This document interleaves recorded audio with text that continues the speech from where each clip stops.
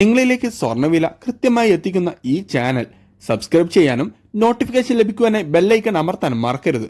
അതുകൂടാതെ നിങ്ങളുടെ ഓരോ ലൈക്കും വിലപ്പെട്ടതാണ്. ലൈക്ക് ചെയ്യാൻ മറക്കരുത് കേട്ടോ.